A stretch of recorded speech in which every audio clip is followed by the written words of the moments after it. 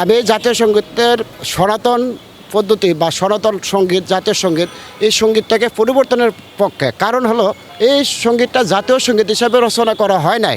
বাংলাদেশের জন্য এমন একটা সঙ্গীত সিলেক্ট করা দরকার যেটা বাংলাদেশের স্বাধীন সার্বভৌমত্বের কথা বলে। আর জাতীয় সঙ্গীতটা সাধারণত বাংলাদেশের কথা বলা হয় না, বাংলার কথা বলা হয়।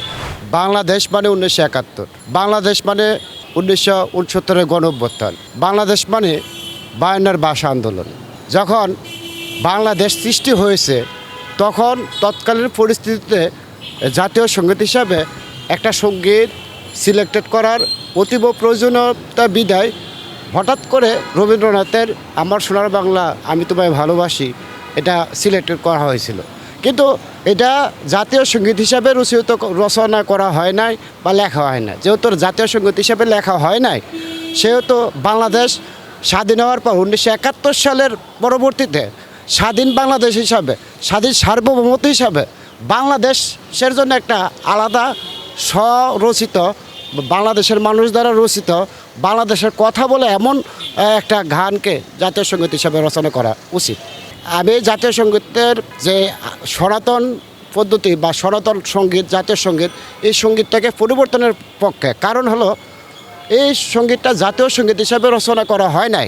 যেহেতু জাতীয় সঙ্গীত হিসাবে রচনা করা হয় নাই, তো আমার দেশের জন্য এবং বাংলাদেশের জন্য যে এমন একটা সঙ্গীত সিলেক্ট করা দরকার যেটা বাংলাদেশের স্বাধীন সার্বভৌমত্বের কথা বলে। আর জাতীয় সঙ্গীতটা সাধারণত বাংলাদেশের কথা বলা হয় না, বাংলার কথা বলা হয়।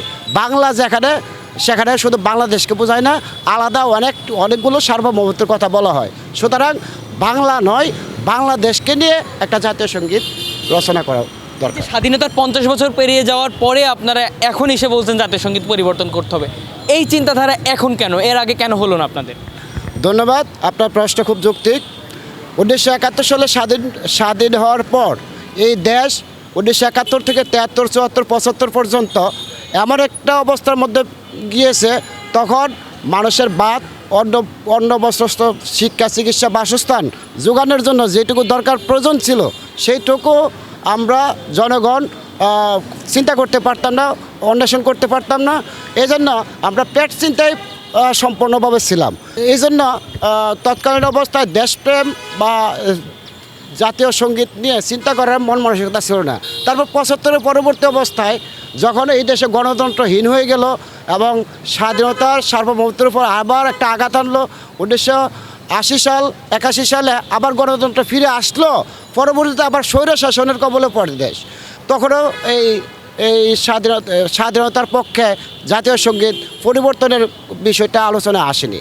তারপরে আবার এই স্বৈরশাসকের পরবর্তীতে 1991 সালে যদিও গণতন্ত্র আসে, 96 সালে আবার গণতন্ত্র হরণ হয় এবং আওয়ামী সন্ত্রাসী দল ক্ষমতায় এসে এটা পরিবর্তন করার সুযোগ দেয় নাই।